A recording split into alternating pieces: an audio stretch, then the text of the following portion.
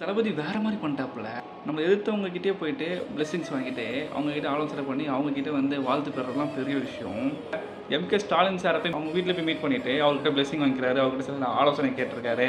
இவரும் போய் விஷ் பண்ணியிருக்காரு. புக்கே கொடுத்து சால்வ் போட்டிருக்காரு. பெரிய சம்பவங்க. நேத்து தமிழ்நாட்டுல இருக்கிற பெரிய பெரிய தலைவர்கள் எல்லாரையும் பார்த்துட்டாரு விஜய். வைகோவ பார்த்துட்டாரு. வைகோ கூட செம வரவேற்பு. வைகோ வீட்லயே மீட் பண்ணியிருக்காங்க. செம்ம வேறு லெவலுங்க. இதெல்லாம் சொல்லி ஆகணும். இது இந்த அரசியல் தான் ஆரோக்கியமான அரசியலாக பார்க்குறேன். நீங்கள் டிஎம்கே, என்டிகே, டிவிகே இப்படிலாம் அடிச்சுக்கிட்டு இருக்கிறதுலாம் வந்து தேர்தலோட முடிஞ்சிச்சு. இப்போ ஆட்சி வந்துச்சு. நல்லது செஞ்சால் மட்டும் போதும்னு சொல்லி எதிர்பாருங்க. இதுக்கு மேலே இந்த கிளாஸஸ்லாம் வேணாம். ஓகேங்களா? அதுக்கப்புறம் சீமானுக்கும் விஜய்க்கும் செம்ம கிளாஸ் நடந்துச்சு. நேற்று பார்த்தீங்களா? இந்த வீடியோ பாருங்கள்.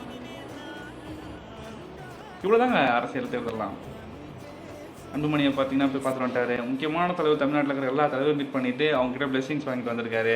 அவங்களாம் கண்டிப்பாக திருமாவளவன் போய் பார்த்துட்டு விஜய். இதுதான் நான் ஆரோக்கியமான அரசியலாக பார்க்குறேன். இதுக்கு போய் அடிச்சுக்கிட்டு நம்ம டிஎம்கே, ஏடிஎம்கே அவங்க கூட பேசக்கூடாது, இவங்க கூட பேசக்கூடாது, ஏன்னா அவங்க டிவிகே கட்சியில் இருக்கிறான், அவங்க இந்த கட்சியில் இருக்கான்னு சொல்லிட்டு நம்ம கூட மனஸ்தாபத்தை உருவாக்கக்கூடாது இதில். ஓகேங்களா? அரசியல் தேர்தல் முடிஞ்சிச்சு, அவ்வளோதான். ஓகேங்களா? நம்ம நண்பர்கள், நம்ம அண்ணன் தம்பிங்க, அது நேற்று ப்ரூவ் பண்ணிட்டார் விஜய். ஓகேங்களா?